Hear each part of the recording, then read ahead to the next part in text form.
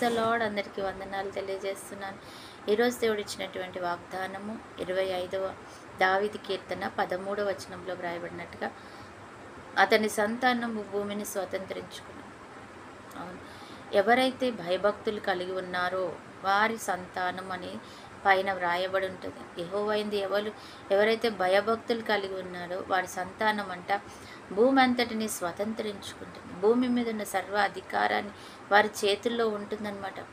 మంచి మంచి ఉద్యోగమా, లేకపోతే మంచి పరిస్థితుల, మంచి జీవితము అనుభవిస్తూ ఉంటారనమాట. వారు భూమిని స్వతంత్రించుకోవడం అంటే మంచి ఆశీర్వాదకరమైనటువంటి దేవుని పనిలోనూ దేవుని కొరకు ప్రయాసపడే బిడ్డలుగా వారు ఉంటారు. దేవుడు వారికి కావలసిన ప్రతి ఆశీర్వాదాన్ని, ప్రతి అధికారాన్ని ఆయన అనుగ్రహిస్తాడనమాట.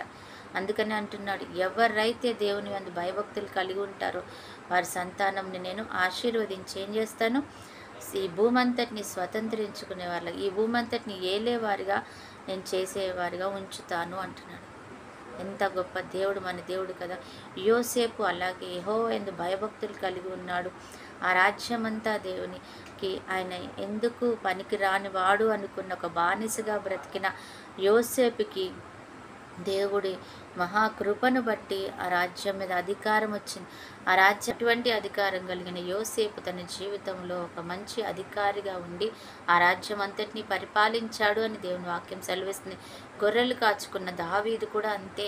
ఎక్కడో మూలకున్న వ్యక్తిని తీసుకొచ్చి దేవుడు అనేక మంది రాజ్యులకు చక్రవర్తిగా చేస్తున్నాడు. ఈ రీతిగా దేవుడు తను తలుచుకుంటే ఆయన తన కృపా బాహుళ్యం ద్వారా, కనికరం ద్వారా మనకందరికీ ఆయన మేలు చేస్తాడంటే ఏమని, ఈ భూమి అంతటిని స్వతంత్రించుకుని ఏలి దాన్ని పరిపాలించి దాని మీద అధికారం కలిగి ఉండేవారుగా నన్ను చేస్తాడంట.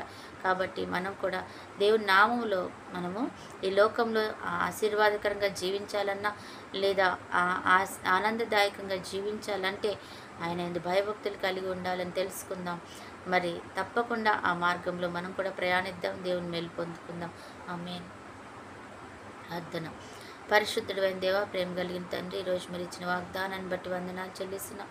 నిజమే ప్రభా, మీరు మాట్లాడి ఉన్నారు తండ్రి. ప్రభు యేసయ్య, అయా మేము ఏదైనా మేలు పొందుకోవాలంటే, తండ్రి కనికరం పొందుకోవాలంటే ప్రభా యెహోవా యందు భయభక్తులు కలిగి ఉండాలని వాగ్దానం చేస్తున్నా తండ్రి, సెలవిస్తున్నది రీతిగా ప్రభు యేసయ్య మేము తప్పకుండా నీ యందు భయము, భక్తి, విశ్వాసం కలిగి ఉండి మేము పొందుకునేలాగా నీ కృప విప్పండి. అట్టి మార్గం మాకు దయచేసినందుకు వందనాలు.